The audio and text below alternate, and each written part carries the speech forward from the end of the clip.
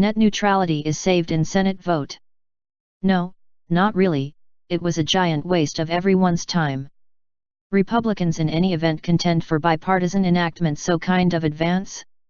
The U.S. Senate has voted to scrap a push to dispose of America's unhindered Internet rules, giving a little at the end of the day useless triumph in what has progressively turned into a divided theme in Washington, D.C. The vote was vigorously pushed by Democratic representatives who have known for a considerable length of time they were one vote short for the determination of dissatisfaction under the Congressional Review Act, CRA. Be that as it may, following a few days of battling on the issue, 3 Republican congresspersons were at last induced to vote for the proposition. Susan Collins, R.Me., John Kennedy, R.Law, and Lisa Murkowski, R.A.K., which was affirmed 52 votes to 47 and will now move to the House for audit. While Internet fairness advocates commended the outcome, the disastrous truth is that the vote was to a great extent a misuse of vitality, taking up hours of the Senate's an ideal opportunity to accomplish an outcome that will in all likelihood be crushed in the House of Representatives. Be that as it may, with numerous inclinations so energetically about the issue, the way that it added up to the correct kind of political showing off that individuals would ordinarily censure, was overlooked, keeping in mind the end goal to savor the occasion. The hours of open deliberation that went before the vote were additionally to a great extent useless, with congresspersons essentially emphasizing similar contentions that have been advanced for a considerable length of time, some of the time years, on the subject. The purposeless idea of the vote was more than once and expressly referenced by Senator John Thune, RSD, who called it a phony contention that is going no place. Rather, he encouraged his associates to quit fooling around and take a shot at bipartisan enactment that would present unhindered Internet insurances in law, instead of depend on rules composed by the Federal Communications Commission, FCC, that would then be able to be modified by the following FCC organization, which is precisely what occurred for this situation, with current FCC seat Ajit Pai turning around rules pushed through by his antecedent. Enactment?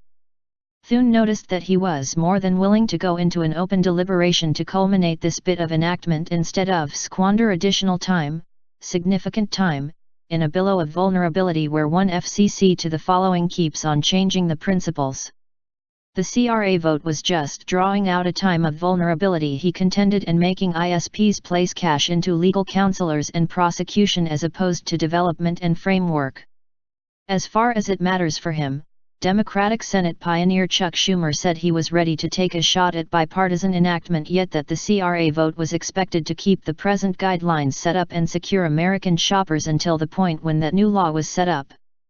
Both Thune and Schumer insinuated the way that unhindered Internet is well known with voters, with Thune painting the vote as an endeavor to increase factional advantage since individuals assume will be valuable in the up-and-coming decision. Schumer didn't deny it. He more than once indicated the way that a vote would empower Democrats to state who had voted on the record against obstructing the nullification exertion. The real benefit of having the capacity to state somebody voted against Internet fairness in a race is probably going to be insignificant given the significantly more extensive scope of subjects that legislators consider and the way that not very many Senate seats are in danger of evolving hands. However, in a stopped Washington, D.C. that sustains off incremental movements, the vote was in charge of a little earth tremor, yet one that will be quickly overlooked when the following manufactured standoff is impelled. Concerning the CRA determination's subsequent stages, it will now go the House of Representatives, and unhindered Internet advocates are as of now adapting to crusade forcefully there in the expectation it can inspire voters to call their agents and cause a sufficient object that some of them will vote in favor of the determination. Trump knock. That exertion is more likely than not bound to flop, yet regardless of whether by some supernatural occurrence it passes through the Republican-ruled House, it would then tumble to President Trump to sign. Furthermore, he has been a vocal fault-finder of the standards that the measure looks to hold, with the goal that endorsement is even more improbable. Democrats are without a doubt blameworthy of extending the cancellation push to serve political closures, and may even be planning to keep unhindered Internet out of new enactment with the expectation that they can do the very same thing that the FCC has done this time, however, and switch under another organization. Eventually, be that as it may, there needs to be an authoritative answer for what has turned into a superfluous divided impasse on an issue of basic national significance.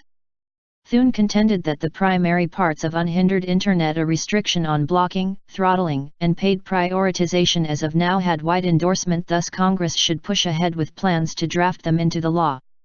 Be that as it may, obviously, those on the far right and far left need looser and stricter standards separately. In a working Congress, the middle would have the capacity to discover understanding through bargain and enough votes to put a conclusion to the harming strategy ping-pong that unhindered Internet has moves toward becoming. In any case, that is not where Washington is, or has been throughout recent years, so we can hope to see numerous more silly and undefying cases of congressional self with respect to one-upmanship on this point before an answer is at last come to. Net neutrality is saved in Senate vote. No, not really. It was a giant waste of everyone's time.